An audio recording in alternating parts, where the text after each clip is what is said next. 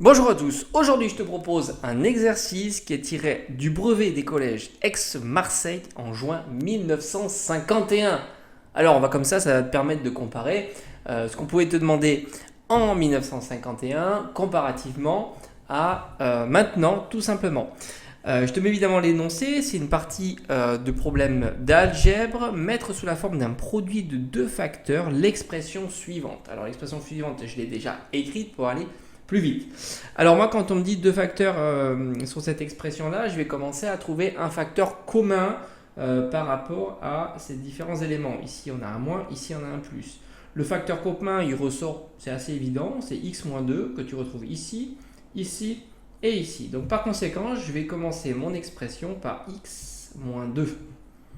Ok, je vais ouvrir une autre parenthèse et je vais aller chercher les autres éléments. Donc ici j'ai le multiplié, ici j'ai le multiplié. J'ai 2x plus 5, donc j'écris 2x plus 5.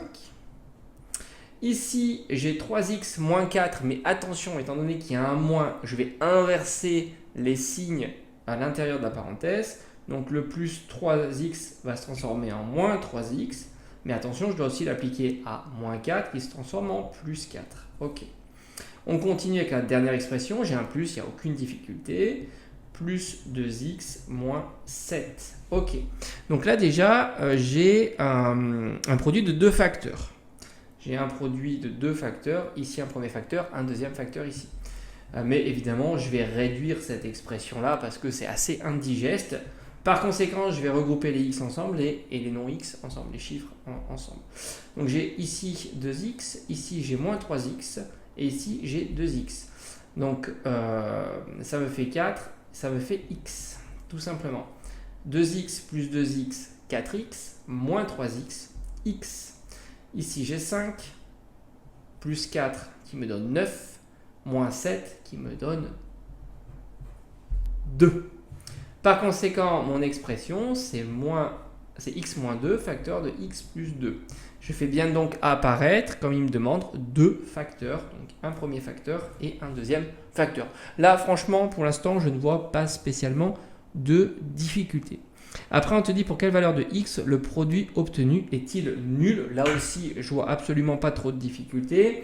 On en a deux, c'est-à-dire que étant donné qu'ici tu as un multiplié, il suffit que cette expression-là, ce facteur-là soit nul pour que l'ensemble soit nul, ou alors ce facteur-là soit nul pour que l'ensemble soit nul. Donc par conséquent, x pour que le produit soit nul, c'est très simple, il y a deux solutions qui vont apparaître. Donc on a soit x moins 2 qui est égal à 0 ou x plus 2 qui est égal à 0.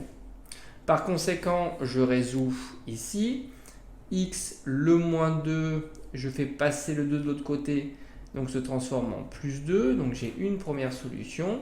Ou alors x égale moins 2 et j'ai une deuxième solution. Donc j'ai mon couple de solutions, c'est x qui est égal à, donc x qui est égal à plus ou moins 2, tout simplement. Bon, cette écriture-là, tu la mets sur ton bouillon.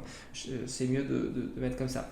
Donc pour l'instant, je vois vraiment pas tellement de difficultés pour cet exercice d'algèbre.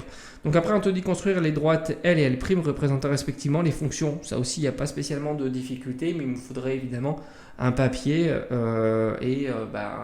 comme d'habitude, tu prends règles, crayon à papier et puis tu traces.